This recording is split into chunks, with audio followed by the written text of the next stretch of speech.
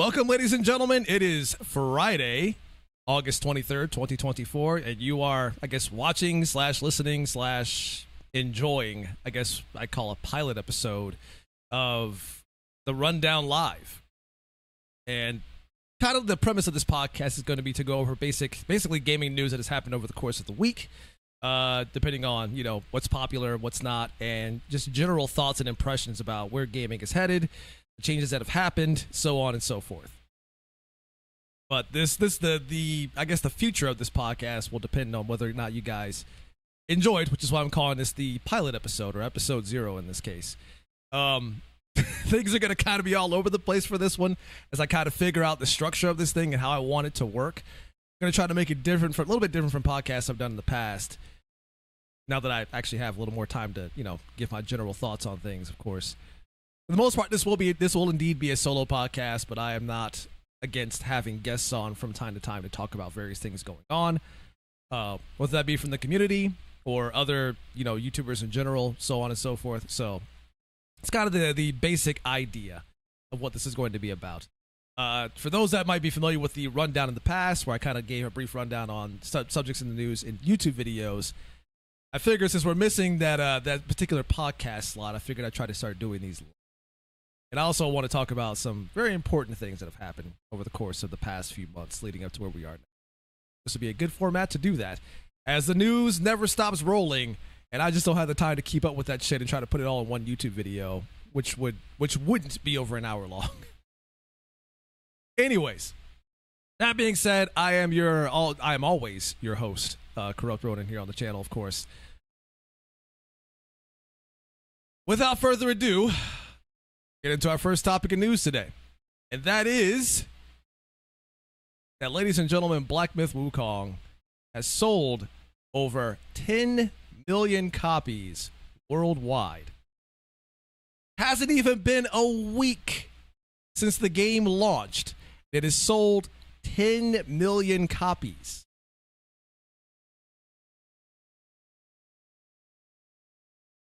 Usually you hear stuff like that when, a week has passed, you kind of get a general idea of how much the game is sold. Usually in the hundreds of thousand mark, barely breaking the million mark, but this game hit 10 million in just a couple of days.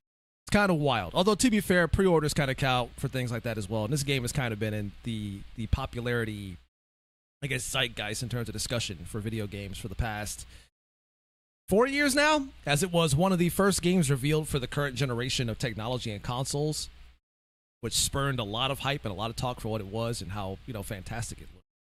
So there was a lot of hype leading up to where it is today. And I think what also encouraged it as well is there's been I hate to say it, but a concerted effort to try to smear the studio that made the game, the developers behind it, based on some things that the developer has said in Chinese social media circles in the past. And I'll talk a little bit about that later on. But I kind of went into the statistics of, or rather the breakdown of the statistics of the sales for the game based on region and country. And I actually have a graph here that I kind of want to show that gives you an idea of just where exactly the bulk of those sales might have come from. Also, thanks for the resubbing. Much appreciated. Let me see. Make sure I got this right. Capture this properly. Again, I'm kind of doing this on the fly, folks. So just bear with me. I don't know if this is going to show or not. Oh, it's underneath. That's why. There we go. Okay. Full screen that so everybody can see it. Oh yeah, this might be a bit of a graph heavy podcast, just to illustrate points that I'm going to make throughout it. So brace yourselves for information overload. All right, so here we go. We got a graph on the screen here, and basically this graph kind of breaks down like the reviews that are on this. This is the Steam analytics here for the people that bought the game on Steam. Take this with a grain of salt, because the person who made this graph hasn't really cited the data by which they've gotten this information from, but I can't imagine this being too far off of the mark. Got these pie graphs here, and the highlighted blue section here is the Chinese audience, okay? As you can see, that takes up the majority of the pie chart. The other countries here, you have the U.S. like that's the small Pac-Man mouth opening here. You have the United States, you have Hong Kong, Japan, Canada, Italy, Chile, and Singapore. But as you can see, the majority of the blue there is all Chinese. I guess, surprise, right? A game that's made about Chinese folklore is also very popular amongst the Chinese audience. Again, take this graph with a grain of salt because they haven't really cited the information by which they gathered this data. But again, I can't imagine it's too far off the mark. From what I understand, of that 10 million, some people are saying that it's roughly around 8 million of those particular units sold might in fact be for the Chinese audience.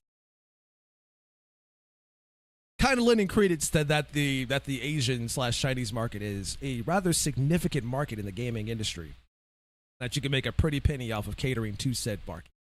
If any of these other markets were to drop off the face of the earth tomorrow, let's say none of these other countries bought the game at all, the game would likely still be successful because this chart is fucking massive. The Chinese audience is fucking massive. Game had sold 1 million copies alone, that would have been a success all on its own. That being said, let me go back to my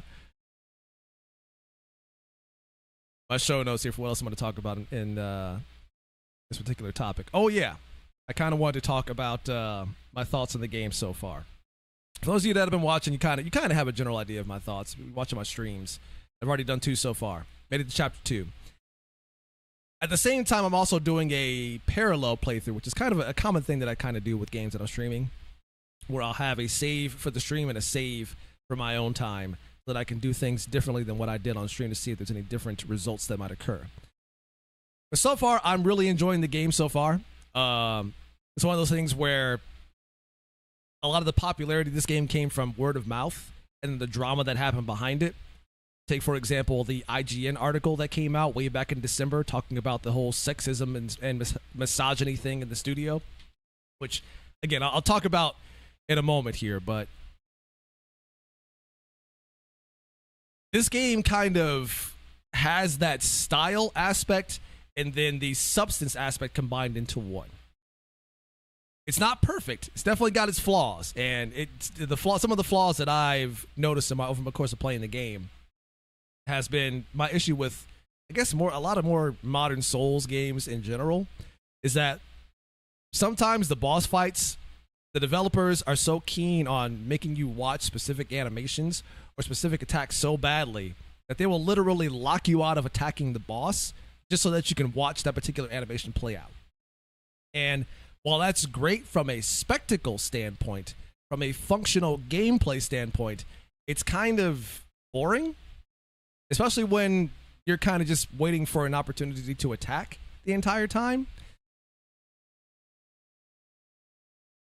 And for the first time through, like, it looks cool. Like the boss I fought yesterday, the guy with the 2 electric maces, I had already seen that boss in a trailer because they showed it off in the whole, them slamming the maces down on the ground in rhythm to the music of the actual boss fight. Like I knew that was going to happen because I saw that in the trailer. It looks cool. Again, from a spectacle standpoint, it looks cool. But once you've already seen that attack and you know what to do, you're basically just waiting for him to finally stop so you can hit him. And to me personally, that's not that fun to do, because the whole point of a boss fight is to kick the boss's ass, not just stand there waiting around for his attack to finish. Like I said yesterday, like stuff like that kind of feels a bit self-indulgent on the developer's part, as them being so proud of this thing that they made that they want to make you sit back and watch it and be impressed, which is fine to an extent for a first playthrough. But subsequent playthroughs, or whether or not you've died on that boss a few times, it's not all that entertaining or that fun to sit through when you already get the general idea of what it is. So that's kind of my issue with it. But that doesn't mean that I'm taking away from the game or that it's a bad game at all. Matter of fact, I could see this game winning a lot of people's Game of the Year lists for sure. I can't say whether it'll win mine because obviously the year's not over yet. There's still a lot of games that I want to play, some of which are coming out next month, leading up to the end of the year. But regardless, it is definitely style and substance combined. One of the things I thought was pretty cool and that I noticed in my parallel playthrough guys saw on the stream yesterday where I fought the rat family, we'll call them, where I killed the son, the brute character, during the boss fight and left the father alive, and he ran away, which then triggered a different boss fight that happened later on in that area. In my parallel playthrough, I got to that point again, and I killed the father first, but the son was still attacking me, so I ended up killing them both. But in killing them both during that boss fight, I didn't get the additional boss fight that could happen if you left the father alive.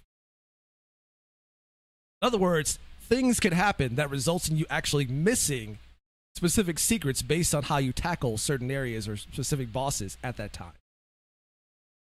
So the replay value is definitely there within the game for sure.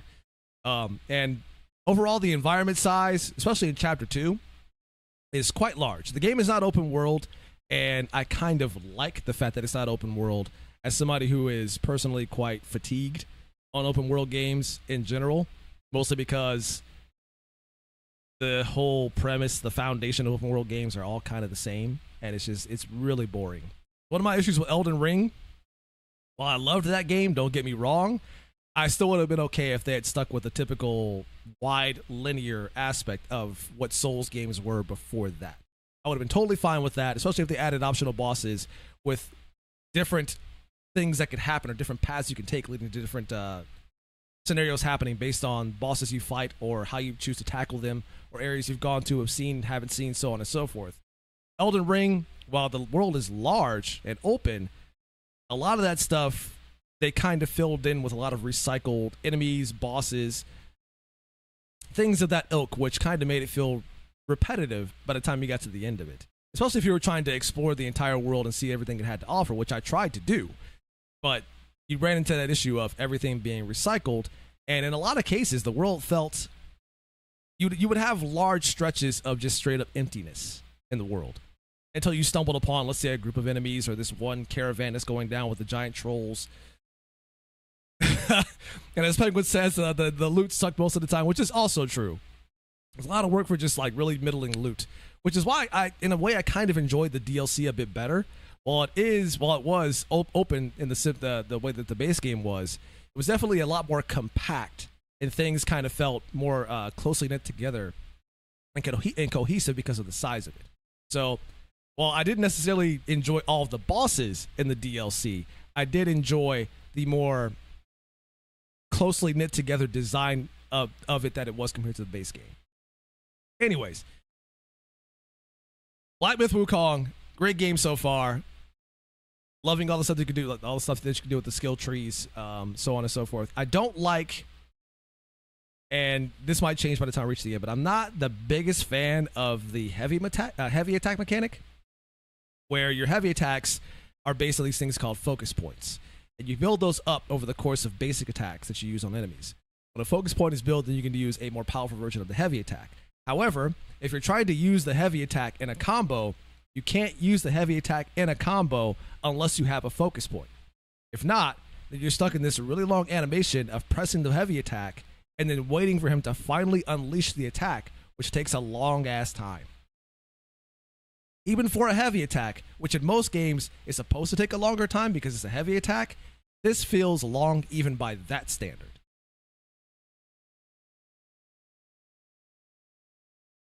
So that's one of my issues with the way some of the overall, like the general combat plays with the game so far.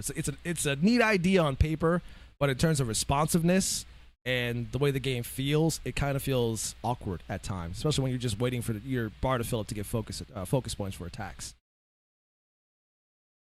Anyways, I gotta move on here. So too much time on that. Let's talk about the drama surrounding the game that has started way back since December of last year, leading up to today. There was an article that came out from IGN talking about game science and quote unquote their history with sexism and misogyny within the studio. Basically, a lot of it came down to one of the developers. I think it was the executive producer. He had been on Chinese social media networks, basically, making, I guess, what some would call crude jokes in regards to, female players and male players and the differences between the two of them, so on and so forth. And because of that, it spawned this whole thing of like a media wave of publications that were talking about the game and building up hype around it. But then in every single article on every single website, they would always mention the IGN article talking about the company's quote unquote sexism and misogyny. They had somebody who was working with the original author. I believe her name is Rebecca Valentine. She worked on the article with a person who kind of translated some of the Chinese social media posts. And from my understanding, at least, the posts were basically him saying like, "Hey, we're not necessarily making this game for the female audience. We're not trying to pander to the female audience." And he indicated that there is a difference between, you know, the male and female audience and the games they choose to play and the games they choose not to play. And that kind of got interpreted as him being sexist, even though it is in fact true that there is a difference between what female gamers prefer and what male gamers prefer when it comes to video games. Sure, there's crossover. You might see a lot of female players that are playing games that are typically male-oriented, but for the most part, generally, there is a difference. And when it comes to video games as a whole, it is a hobby that is primarily male-dominated. And no, it is not your, as a lot of companies like to want you to believe, it is not the straight white male that dominates the gaming industry. It is the straight Asian male that dominates the industry. No one ever wants to do any research on that department because that would be too hard to do. Anyways, he also made jokes in regards to women and stuff like that in his posts, and they tried to equate that as him being a misogynist. And one of my things that I cannot stand, especially now in modern media, is the word misogyny has got to be one of the most overused and misunderstood terms that I've ever seen in media to this day. Everyone seems to think they know what the word misogyny is until you call them out and tell them that they don't know what the word means, that they're using it correctly, by which they then immediately try to Google it to find out what it actually means, and then try to stretch that definition to fit their narrative when it's not true or exact at all. This is one of those cases. Sexist jokes does not mean hate. Sexism as a whole is not a crime. Is it rude? Yes. Is it crass? Yes. Is it abrasive? Yes. Is it generally disliked? Yes. It is not a crime.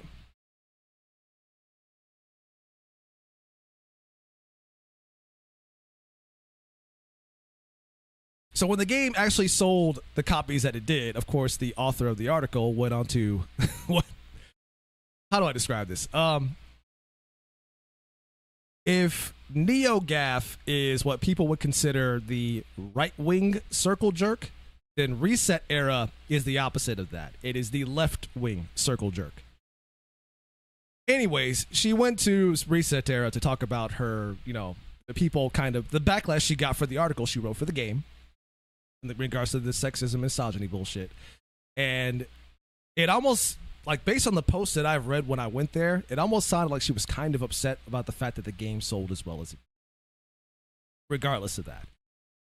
But if those stats that I just showed are any indication of what's going on, a lot of those sales came from the Chinese audience. Let's pull that graph up back again. Hold on. Let me pull that graph up again. I can see it for themselves. A lot of those sales came from the Chinese audience. Here's the thing. China don't give a shit about what you think. They don't. They never will. It's going to do well regardless. Also, one thing to take note of when it comes to this particular graph and why you may want to take it with many grains of salt is that it almost indicates that the game just didn't sell well in these other countries, which is completely untrue. As if you go by numbers based on, let's say, PlayStation Network sales, for example, I think I have something to show for that as well. Hold on, pull that up. I got a graph for that too, folks. Time out. Hold on. I got a graph for that too, guys. Hold on. Time out. Listen, it's gonna be graph heavy. I told you. I warned you. I got graphs, baby. I got stats. I came prepared. I got the deets. So before the game came out, it was the top pre-ordered game in a lot of countries on PlayStation Network. It was number 1 in the US. It was number 1 in Italy, number 1 in Norway, number 1 in Germany, number 1 in India, number 1 in Japan, number 1 in Korea. Those were pre-orders, okay? Before the game even came out. So it's not no indication of whether or not the game didn't sell well in these countries. It totally did. It was number 1 for a long fucking time. But still, even with this, it pales in comparison to the Chinese audience. Because like Nancy said in the chat, China is fucking massive. And the gaming market there is significant. So even if that article had any sway over the Western audience that, you know, had a significant impact for people to not buy the game, it still would have sold well because the Chinese audience doesn't give a shit about your article about sexism and misogyny. Doesn't fucking matter. So anyways, that's kind of the drama surrounding the game. Regardless, the game is selling really well. And honestly, I'm kind of happy about that because it could have been one of those cases where the game just got a lot of hype because of the drama behind it and that the game itself was garbage. A lot of people are on social media talking about this as a win for the, you know, the non-woke crowd. And I'll talk about the whole woke stuff later. Like, I got a lot of shit to talk about that particular subject. Later on during the show. But you got people on both sides of the aisle of people that are trying to use this as a thing to fight back against the woke stuff. While people on the opposite end of that are saying, well, it's all you guys are doing is just trying to fight this stupid culture war, blah, blah, blah. It's like, it's a culture war that you started. And the reason why you started it is because you started shoehorning this stuff that people didn't care for into entertainment, so much so that the average person who generally doesn't care about this stuff is now starting to push back against it. Average Joe Schmo, what people would call a normie, is now becoming part of the fight because they're sick of this shit. I'll get more into that later. Anyways, that's Black Myth Wukong. Let's get back to some more shit that I got to talk about on today's episode. So, on the topic of the Chinese market, fancy, I'm a normie. On the topic of the Chinese market, a few weeks back, there was drama surrounding the game Genshin Impact. And the drama spurned because the developer, Hoyoverse, they had announced a new region for the game called the Natlan region. And what people noticed based off of the art style and some of the symbolism in the game is that this Natlan region was based off of Latin America.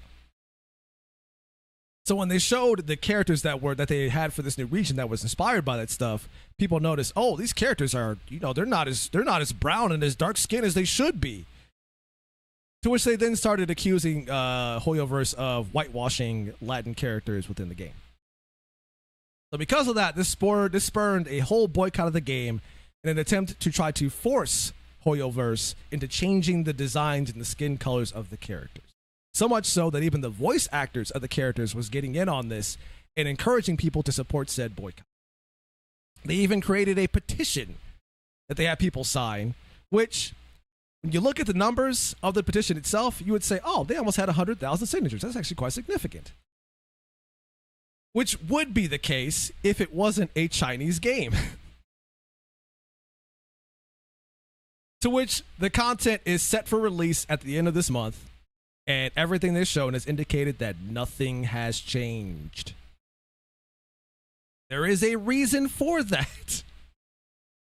And the reason for that being, and let's pull up that graph one more time. While it may not be related to Genshin Impact, it can definitely be used as an indicator of why your boycott failed.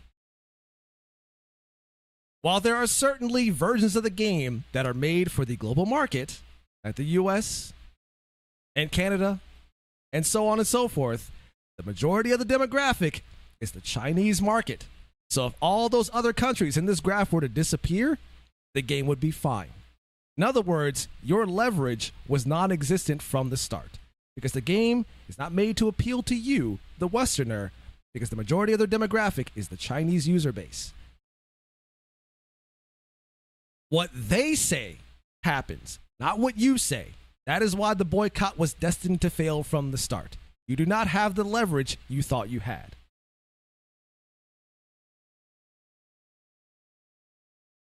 China doesn't give a shit, and you are a fool to believe that you are going to tell China what they can and cannot do when you are not the primary demographic. And to be fair, the people that complain about this shit on social media are what I like to call chronically online, social media addicted users that have nothing better to do with their lives than to complain about shit on social media. Most of the time, they don't even play the games they complain about or buy the games that they say they want.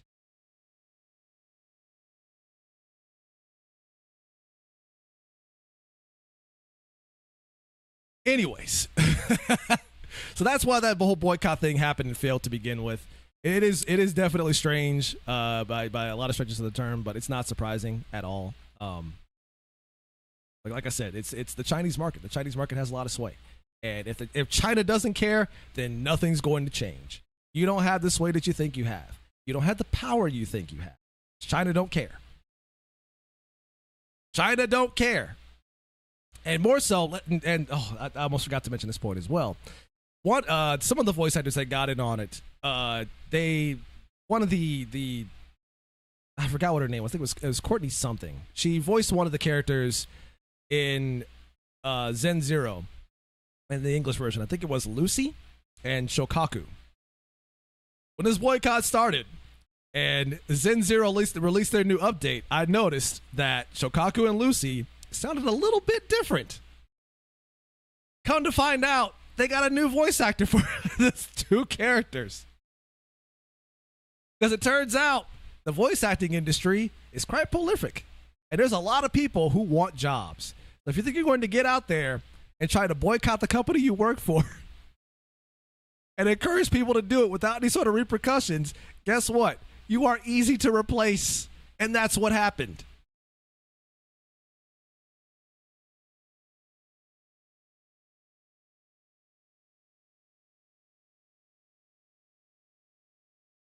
There's never been a better time, truth be told. Now, whether or not that's actually what happened and the reason why she got replaced, I don't really know. Some people say that it was because of contract issues for the reason why she got replaced. Who knows? But I wouldn't be surprised if this had some sort of impact as the reason why she got replaced to begin with. But people kind of lost their shit over this whole thing. A lot of people are, it's unfortunate to see people be this caught up over something that it's really not that important. Like when the whole thing happened, somebody sent an email, to the support for the company saying like, oh, like why are you guys not making these characters the brown color they should be? They're supposed to be like, spider to Latin America. And they got a response saying, we understand your concern, but also this is a fictional game with fictional locations. It's kind of not that big of a deal. And truth be told, it's really not that big of a deal. So I can't say they were all that wrong in saying that.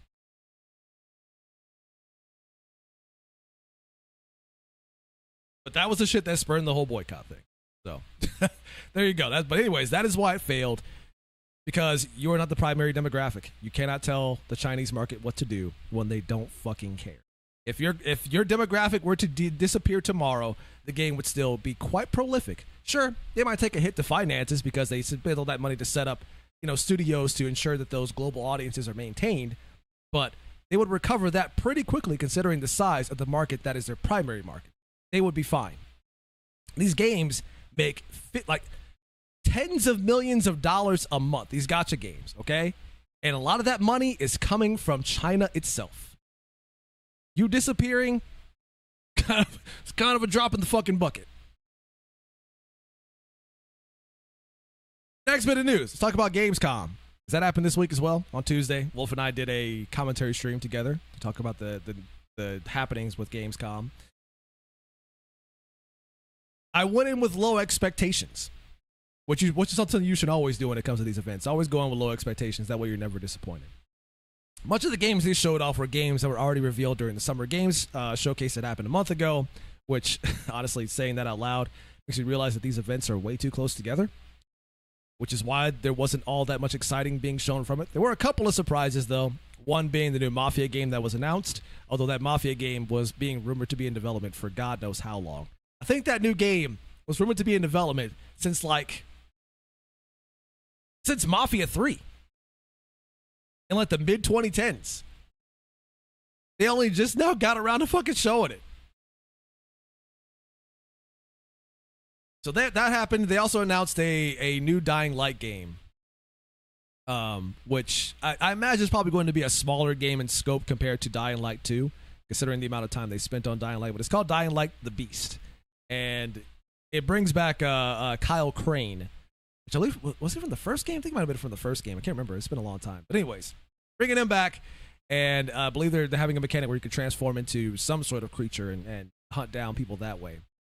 But it's more Dying Light, which looks great. Hopefully, I hope the story's better, because with the shit that happened with Dying Light 2 and its development, where the lead writer got accused of sexual misconduct and was immediately removed from the game following, which I imagine had some impact over the game's writing, which is why that game feels so disjointed now and kind of stilted. But hopefully there's something better in that regard. But anyways, those kind of the surprise hits. For the games that I was already excited for, Monster Hunter Wilds, obviously, which still looks great. I'm trying to avoid seeing so much about that game because that fucking trailer they showed at Gamescom showed way too much in regards to the monsters you're going to be fighting in the game, and that sucks when you want to be surprised about that. There was the other game. What was that game called? What is it? Infinity Nikki is what it's called. There we go. I still don't know what the hell that game is. They keep showing trailers of that, and from a visual standpoint, it looks great. To the point where I'm like, I almost kind of want to play this weird girly game thing, because the way it just seems very happy overall. Rumors have it that it might be a gacha game though, which I don't know how I feel about, considering there's a sea of gacha games out there. I don't have a lot of time to play all those, but if that's the case and it is a free-to-play thing, maybe I'll check it out to see what it's all about. We'll see. Anyways, I did kind of like the way that game looked overall, so that one might be slightly on the radar for me in that regard, but we'll see. Then there was a lot of talk on stage about this thing called the cozy game. And if there's one thing I'm starting to get tired of when it comes to these events and just like general gamer discourse in general, I am so sick and tired of calling games cozy. I'm so sick and tired of hearing games about games being cozy.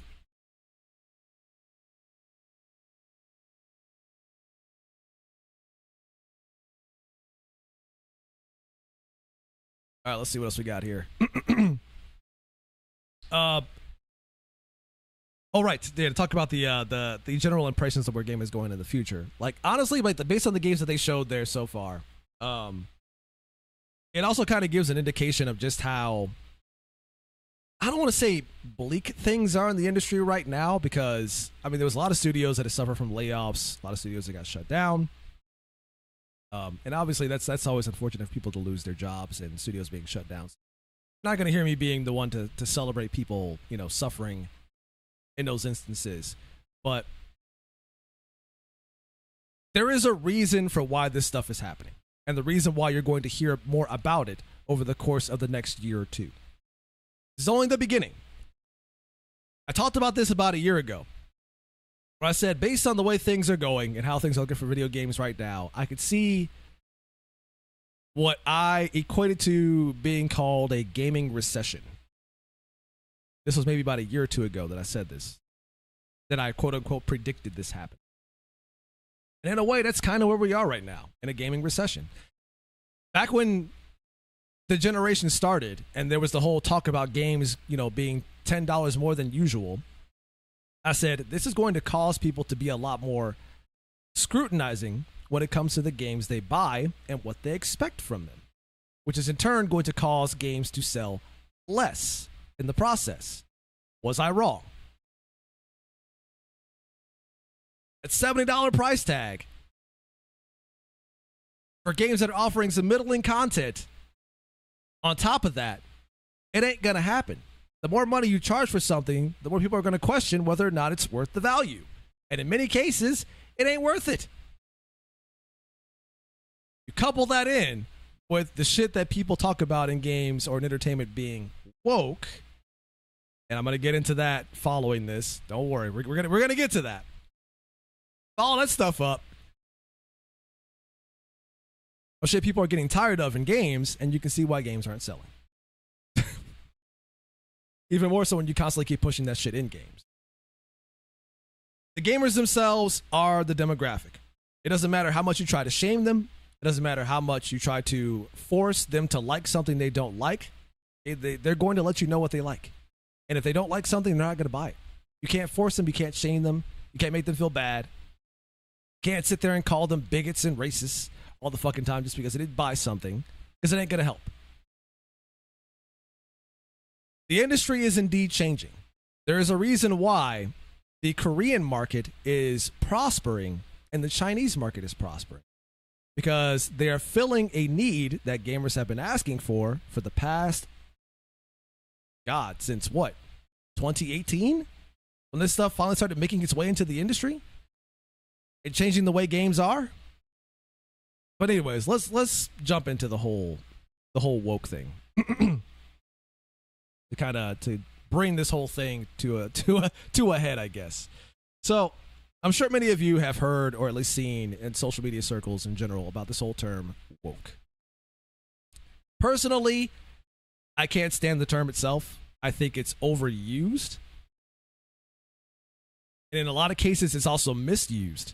However, just because that is the case does not mean there isn't anything significant about the theories that come out from people that dislike woke stuff in entertainment. There is truth to it. These are not racists or can I even say this on YouTube? I guess I can, so I'm like an hour into it. They're not Nazis. They're not bigots, people that are saying this shit. There is truth to the whole woke claim.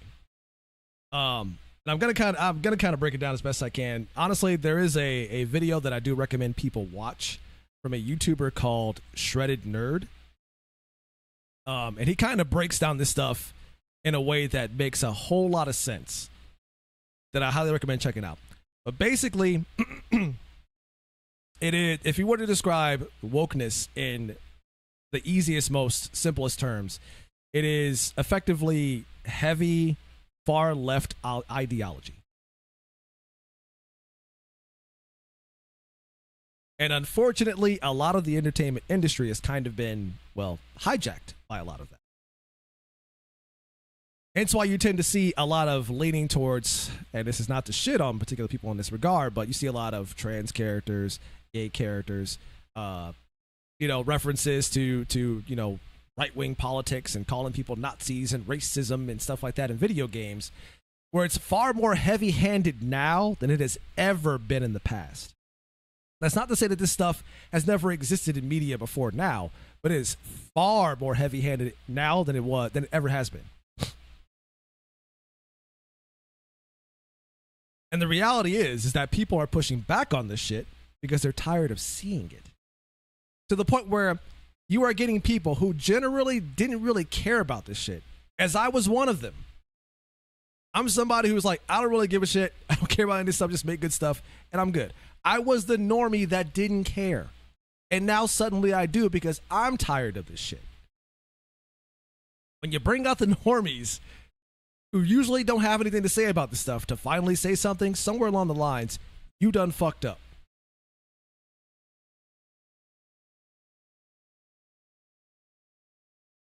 I'm trying to find the video that I was talking about, by the way. I don't know if I removed it from my fucking YouTube feed here. I don't think I did. There we go. The video is called Millennial Characters by Shredded Nerd. And it's actually, it's a 27-minute video, but it is well worth a watch. And it does explain a lot of what's happened in the industry and why games are not selling, for one, why studios are falling, the people getting laid off. And that's not to say that the entirety of why this is happening can be rested solely on the shoulders of them putting woke shit in games. During the pandemic, there was an influx of people that they were hiring to work remotely and stuff like that. And they thought that because people were trapped inside their houses the whole time, because of the pandemic, that people had a lot more time to, stay at home, invest time in, and play video games, which was true. But now that we're past that and people have gone back to work, and with the economy being what it is, it forces people to be a lot more scrutinizing when it comes to buying games. So then you also have that aspect going on. But it also doesn't help when all you ever do at the same time is make games to insult your audience at the same fucking time. You're making games for gamers and then insulting gamers at the same time. Like, what in your fucking mind makes you think they're going to want to buy your games? What makes you think insulting the audience that you need for your business to stay afloat is going to keep your business afloat?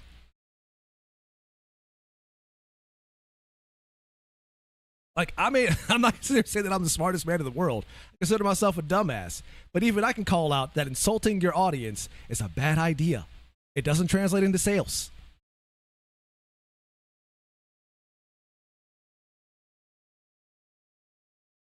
Regardless of how you feel about what their particular political leanings are, whether it be right or left or whatever, doesn't matter. When you insult their audience, don't be surprised when they don't buy your shit.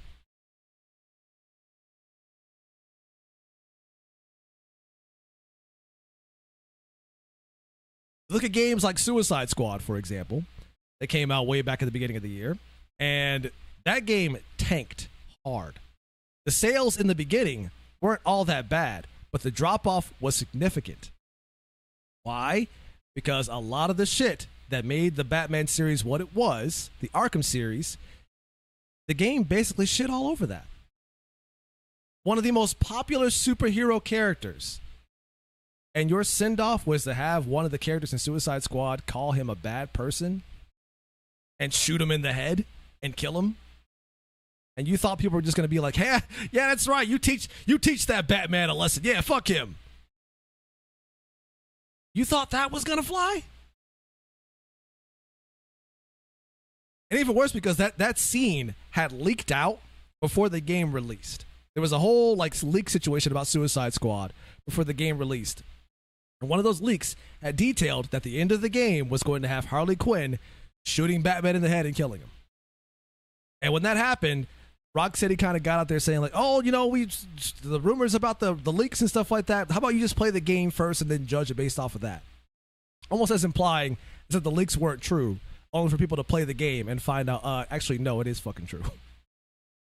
So that kind of shit, like you can't keep like insulting your audience like that. Like, Batman is a beloved superhero character. Like, you don't have to like Batman to acknowledge that he is a beloved superhero character.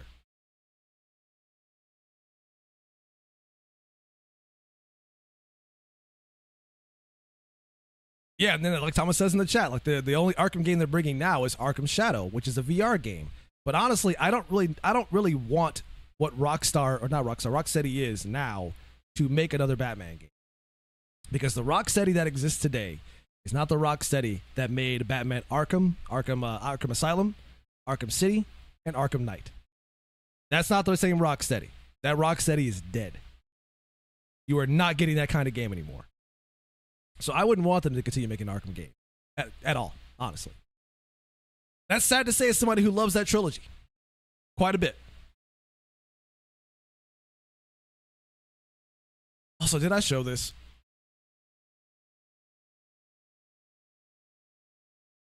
I got another graph here for you guys. You're gonna love this. I got a little something else that I want to show you guys. You're gonna love. You're gonna love this. One of the issues that people have with the woke ideology when it comes to video games is that a lot of the stuff that has influenced where games now is built on a mountain of absolute lies.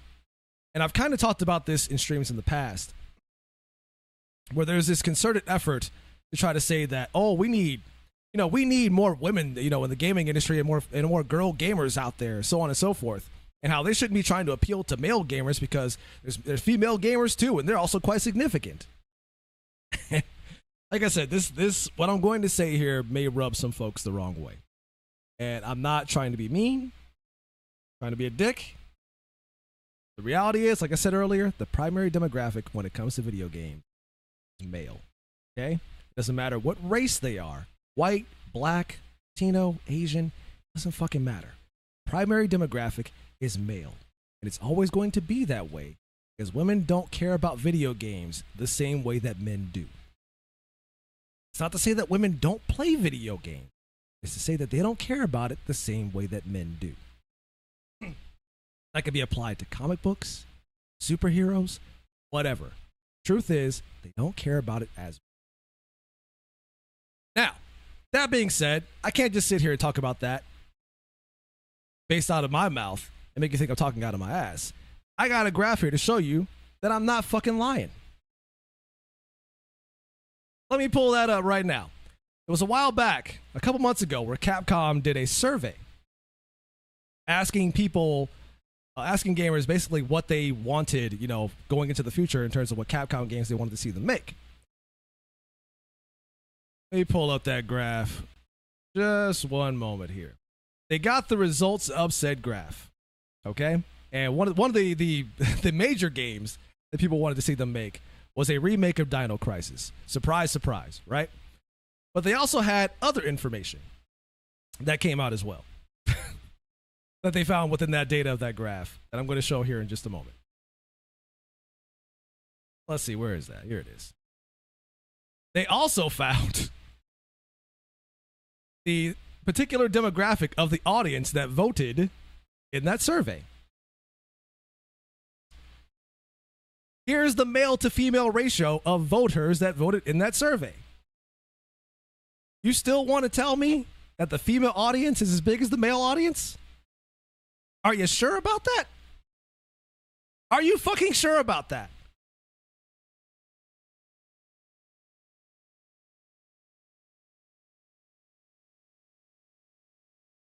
Again, that is not to say that women do not play video games. They just don't care about them to the extent that men do. Your audience is primarily going to be men.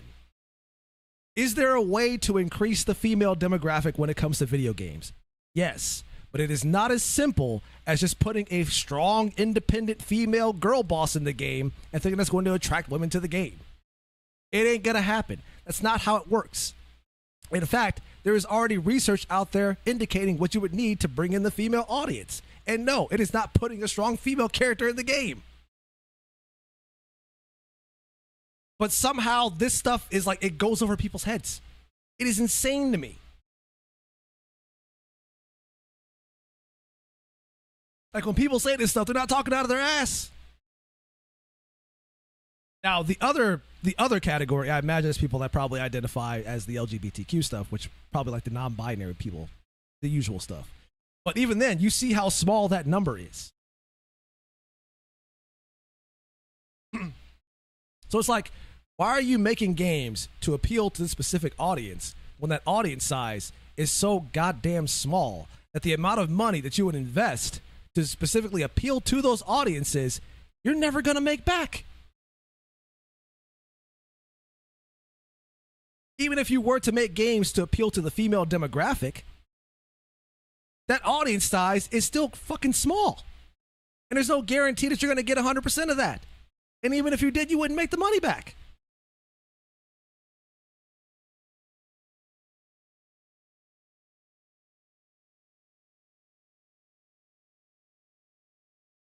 And you can't figure out why these studios are collapsing in on themselves? What, in almost every one of your games, you're specifically insulting the male audience? To the point where a lot of them are getting turned off and saying, you know what, actually, I kind of don't want to play this game anymore. You know what? I'm good.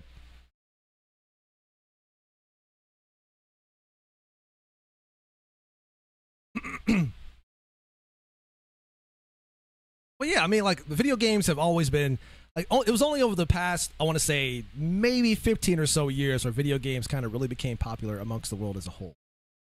And also wasn't seen as being a geeky nerd thing. Back when I was in high school, which was the early 2000s, 2003 to 2007, video games were still considered very much a nerd thing, okay? Now, that doesn't necessarily mean that I was afraid to flaunt that around. I was the motherfucker that was bringing video game magazines to school and reading them during study hall and lunch. And honestly, I made a lot of friends doing that shit. Made a lot of friends doing that shit, and a lot of them were also girls. But as a whole, it wasn't until relatively recent where video games kind of stopped being seen as a nerdy, geeky thing. And even then, it didn't really increase the female audience size then. And you'll get a lot of lies from people that work in studios or in consultancy firms saying that, well, you know, girl gamers play video games too, and they're not always playing mobile games. And oh god, you gotta show that. I gotta show it. I gotta show it. I gotta show it, man. Hold on. Where's that graphic? I think I lost that graph. I think I lost that. I think I fucking lost that graph. Hold up.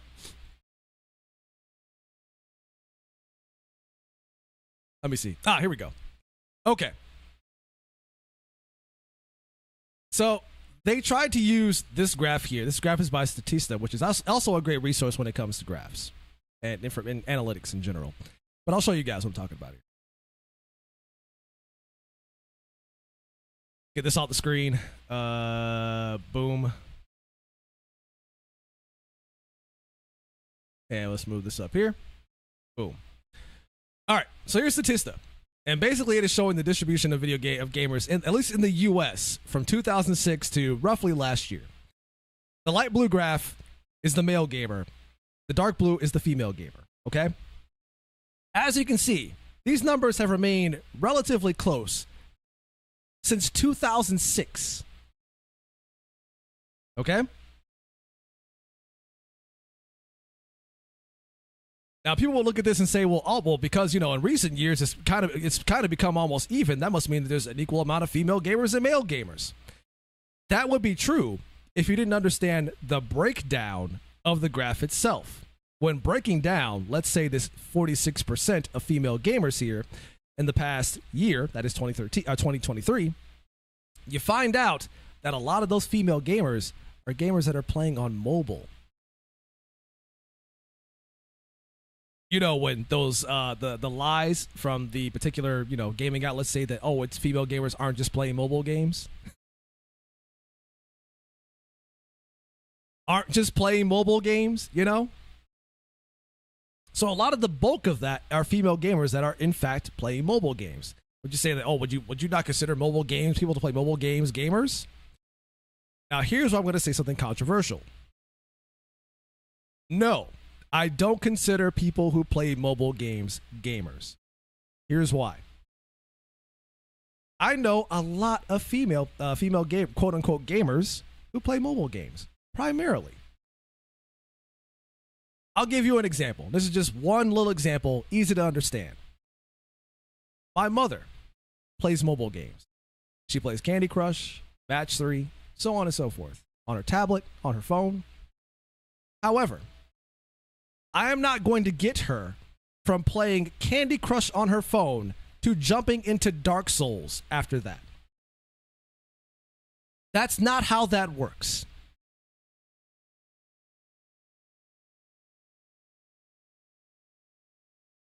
I can barely get her to play Mario.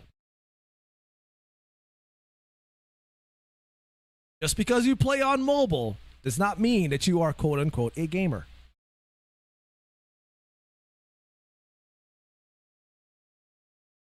That is why that particular statistic is kind of irrelevant.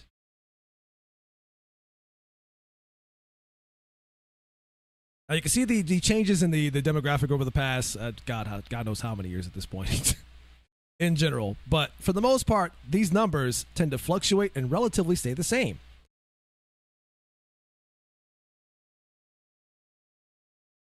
What if you play Resident Evil 8 on mobile?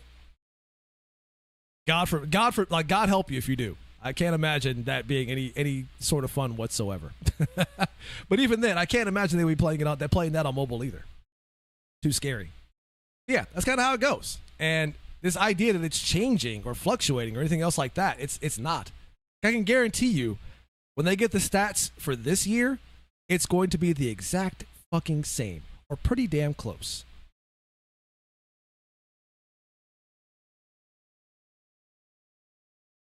And it's only recent that you have other and no answer, which is only 1% of this graph.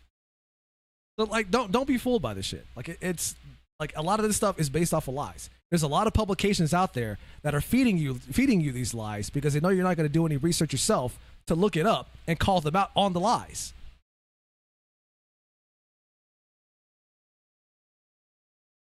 They capitalize on you being too lazy.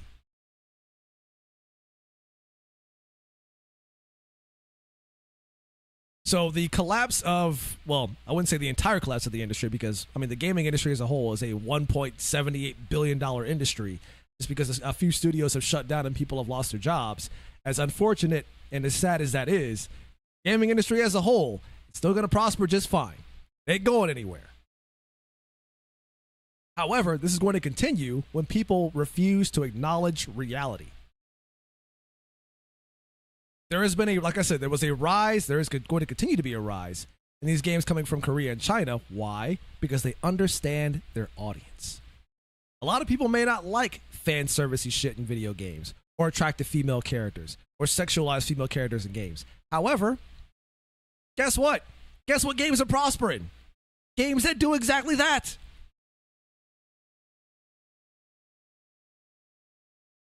The First Descendant, anybody could argue, has perhaps the most sexualized female characters of any game this year.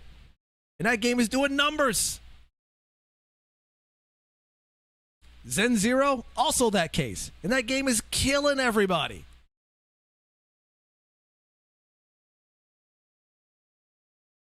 You have to understand your audience. You have to understand reality. I hate to break it to you, but whether you like it or not, sex does sell. This isn't new knowledge. There's a reason why the porn industry will never go bankrupt.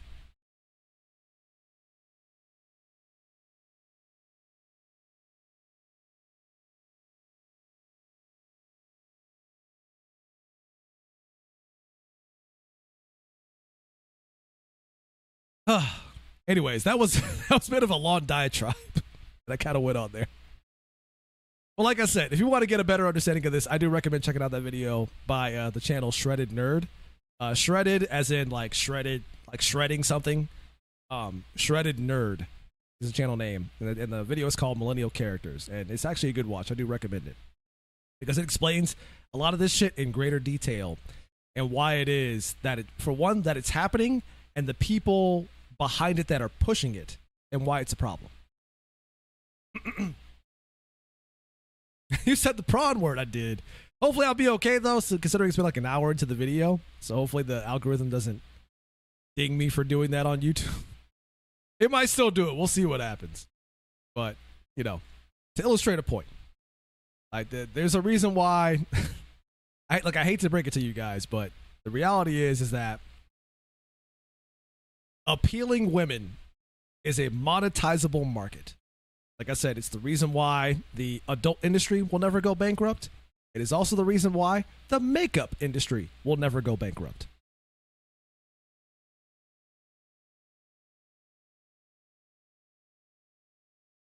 So when you deliberately go out of your way to put these breaking conventional ideology characters in your game because, oh, we don't want sexy women in games, so we don't want to appeal to the male gaze, as if the male gaze is some sort of bad thing.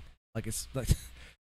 In case you guys didn't know, the reason why people exist on the earth today, the reason why you are here today, is because of the male gaze. If men weren't attracted to women, we'd be extinct overnight. Fucking kidding me? It's not a bad thing. And people seem to want to equate that with, oh, well, you know, men attracted over-sexualized female characters kind of contributes to women being, you know, assaulted. And there is absolutely no research that supports this. And actually, I believe the video talking about, he actually talks about this. The research out there that supports this is incredibly mixed. And even worse is that because somebody had basically collected and collated all that information together, and what they found is that the information that indicated, or the studies that indicated that it did have an effect, were of very small sample sizes over a very short term. In other words, not thoroughly researched. However, the inverse, the studies that took larger sample sizes over the course of longer periods, found that the opposite was happening. that when men saw that stuff over a long period of time, they didn't. The number didn't increase for stuff like that. They didn't feel that urge for sexism or anything like that. The number decreased. So the studies for this are mixed. There's no conclusive evidence. And it's weird to me that they're trying to push that as if it's a thing, but at the same time, more than happy to acknowledge that video games do not cause real-world violence. You can't acknowledge that and then try to sit there and say that the opposite of that is still happening. Like, if video games are not influencing real-world violence, then they aren't influencing, assault, let's say, on women, because I don't want to say the other word because YouTube, I can't trust them not to get upset with me about that. Like, I have to be careful about what I'm trying to say here because YouTube will be more than happy to ding you on shit for saying certain words. So I'm trying to dance around this shit on the fly. So yeah, don't be fooled by this stuff. You're gonna see a lot of this over the course of the next few months because a lot of people are waking up to this shit and are pushing back against it real hard right now. And there are a lot of people within these industries that are trying to fight to keep what they have, the status quo, because they believe that they're, like I said before, there's a lot of people out there that think that they're doing the right thing. Everyone wants to believe that they're doing the right thing, even when they're not.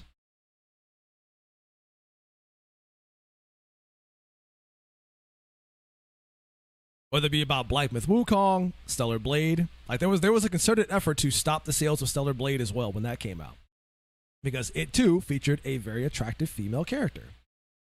Is it a surprise that that game also sold really well? From a Korean studio who makes another popular mobile game called Nikkei Goddess of Victory, which, in my opinion, might be one of the most overly sexualized mobile games on the market. If that game also is doing really well, I can't imagine why. I can't imagine why.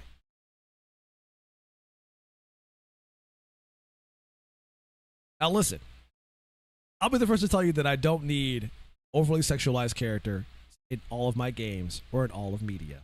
I don't need that. But if it's there, I'm not upset that it's there. I'm not out there banging the drum saying that it shouldn't be there.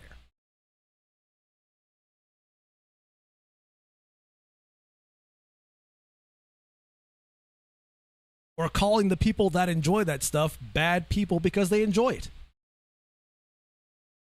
I know why it exists. I know why it's popular. I acknowledge the reality of it.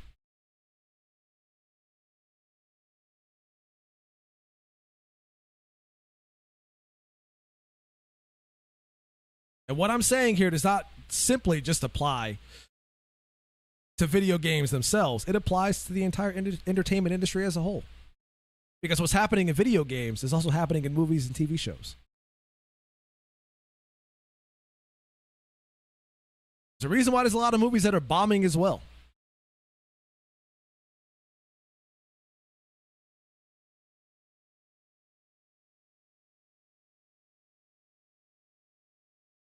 I can't say that because husbandos. Listen, if you enjoy, I don't have a problem with people enjoying that too. If you like your husbandos, there's nothing wrong with that.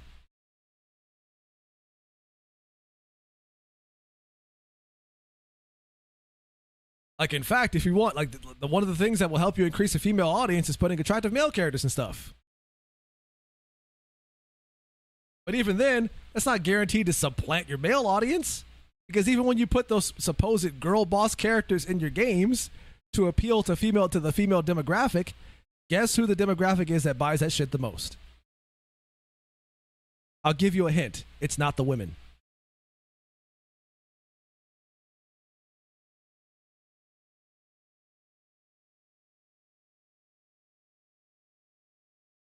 Yeah, it's the other. It's not the men or the women, it's the other.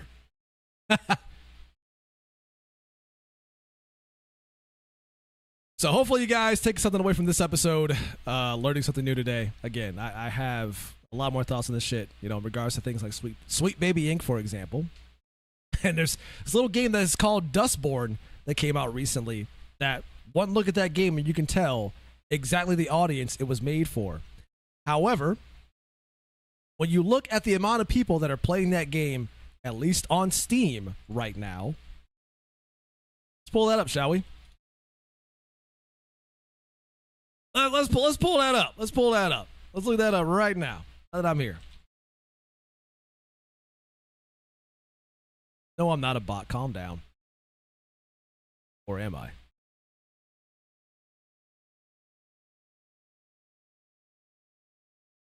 Here we go. Game is called Dustboard. Came out today. Some people calling it one of the wokest video games to ever be released in the past year. And when you look at the trailer for it, you can understand why. But as you can see right now, there are 53 people in game.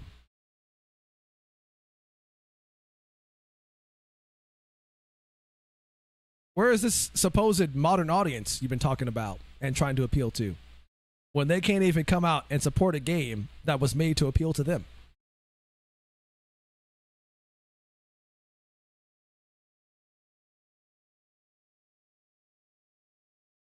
The reality is, the modern audience doesn't exist. There is just an audience, a demographic. And that demographic, whether you like it or not, is primarily male.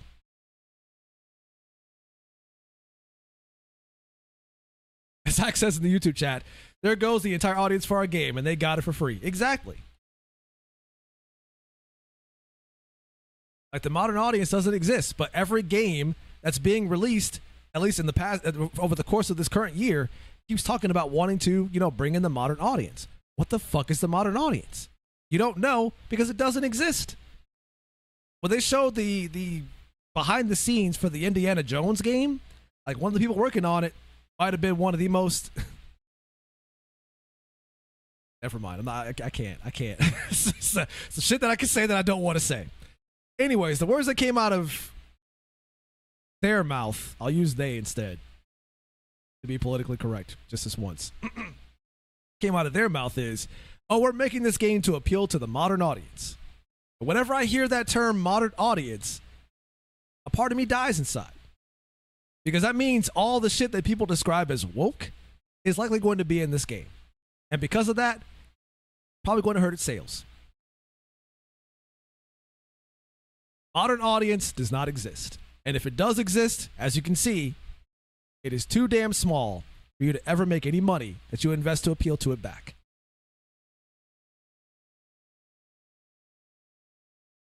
Do not modern audience your games. It is a surefire way to guarantee its failure.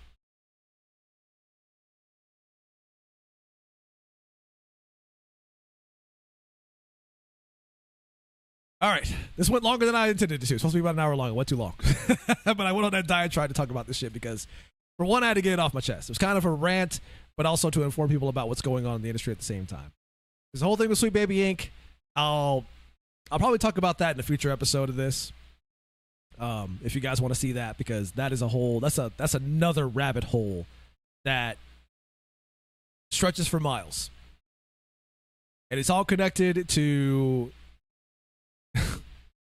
there's connections with the original Gamergate that happened in 2014, leading up to the quote-unquote 2.0 version of today. But there's a long history there that I don't have time to go into right now. So maybe I'll say that for another episode. If you guys want to see that, just let me know. But I'm going to go ahead and call it here for now before this gets way too long in the tooth. It's a lot here. But anyways, that's all I got for today, guys. Thank you all for watching the episode of the podcast. Again, it's the pilot episode. So I'm kind of experimenting. Things are going to be all over the place until I can find a good structured format for this whole thing. But hopefully you guys did enjoy this stuff. I got a lot more to talk about in the future. I'm going to try to keep this stuff going. If you guys like it, I'll do it again next week, probably on Friday again. And if you guys really like it, maybe I'll try to make it an everyday thing if I can squeeze that in. But we'll see. Depends on how you guys feel about it. Obviously, this is going to go up on YouTube as well. I might try to make clips of it as well, just to kind of extract out the most important portions of it. I didn't add timestamps though, because this whole thing that's the difficult part, to try to get this shit, try to get that stuff added into there. I gotta watch this whole thing back to add the timestamps.